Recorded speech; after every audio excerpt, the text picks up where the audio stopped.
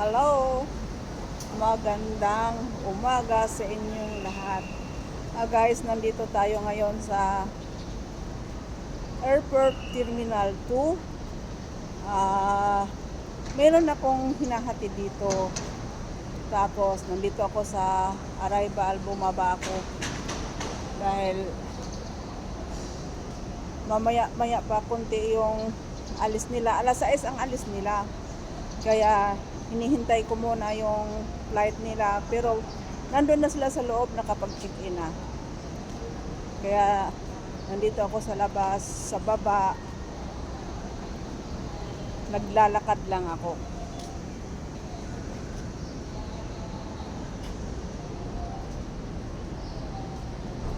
Pupunta tayo doon sa sa dulo, kasi doon ako mamaya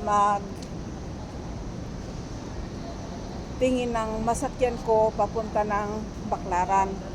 Pero hindi ako sigurado kung mayroon ba akong masakyan doon na papunta sa Baclaran, kasi ang gusto ko mag-commute lang ako.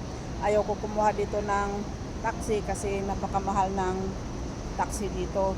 So yun na lang ang gagawin ko, maglalakad ako papunta doon sa dulo para kukuha ako ng masakyan.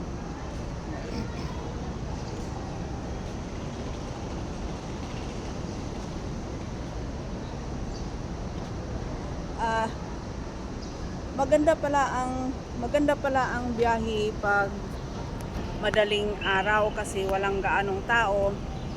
Kaya wala kang gaanong makikitang tao dito sa labas. Dahil alas 3 madaling araw pa lang. Ngayon mag-alas 4 pa lang. So ngayon may ideya na pala ako, magandang ideya na pag uuwi ako sa probinsya, biyahe pala ako ng madaling araw kasi walang gaanong tao.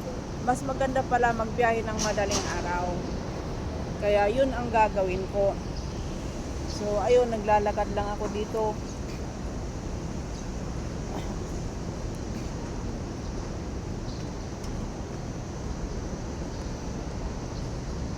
Susubukan ko rin na tatawag ng taxi mamaya.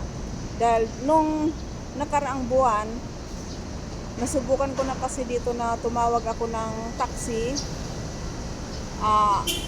Ang pagpunta ko dito sa airport, nagbabayad lang ako ng ng 1,200. So ngayon pagbalik, pauwi na, gusto ko sanang mag-taxi, sisingilin ako ng 2,500. Di ba napakalaking bagay na mabuti pa maisipan mo na mag-commute ka na lang kaysa sasakay ka ng taxi na napakamahal pala ang pamasahe. Kaya yun na lang gagawin ko mamaya.